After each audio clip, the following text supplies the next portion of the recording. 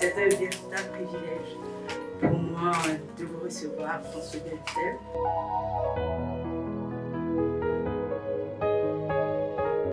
Pourquoi Dieu donne la vision normalement de la pyramide ici? Parce qu'il y a une loi qui dit que ce que je vois, je peux le posséder.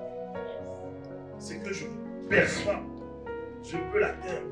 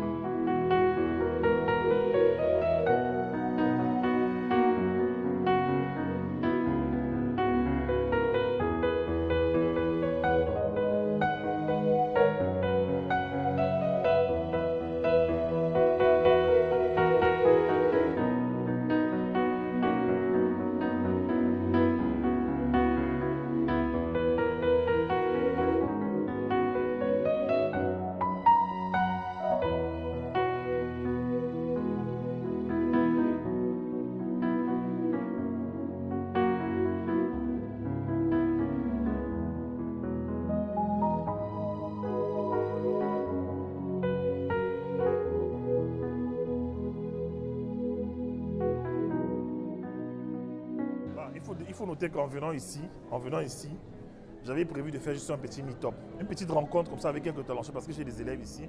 Je ne voulais pas faire un truc grand. Et arrivé, dès que j'ai annoncé que je viens, les gens sont... Voilà, il y a près de 50 personnes dans la liste d'attente. 50 personnes. On a dû respecter les mesures barrières en limitant le nombre de participants dans la salle. Mais on a décidé, je vais venir avec mon épouse qui est aussi coach et pasteur, qui écrit des livres aussi, qui fait de la danse prophétique, qui est dans le domaine du conseil.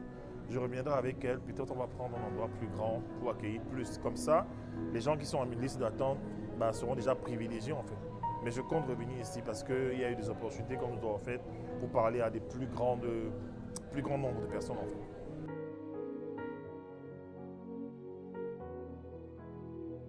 Je peux dire que ça fait des années, déjà beaucoup d'années que j'ai découvert le coach William.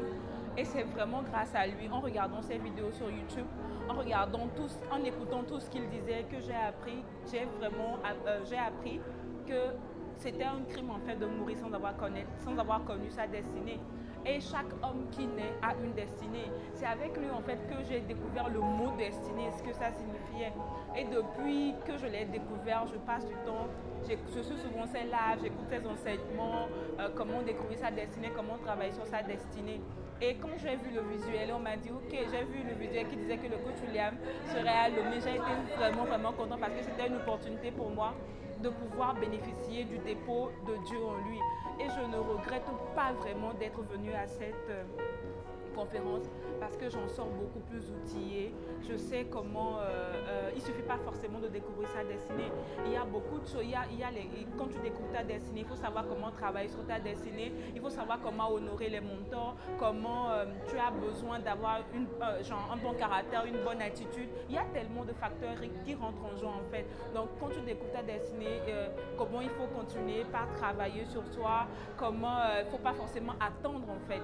Le côté le plus important pour moi, c'est de nous avoir fait comprendre en fait qu'il ne s'agissait pas forcément d'attendre que le gouvernement te recrute. Dieu a mis tellement de capacités en nous, il y a tellement en nous qu'on peut, en fait chacun peut mener la vie qu'il veut quoi. Si on essaie vraiment de vivre de ses talents, et c'est juste merveilleux d'avoir eu l'occasion d'écouter ça.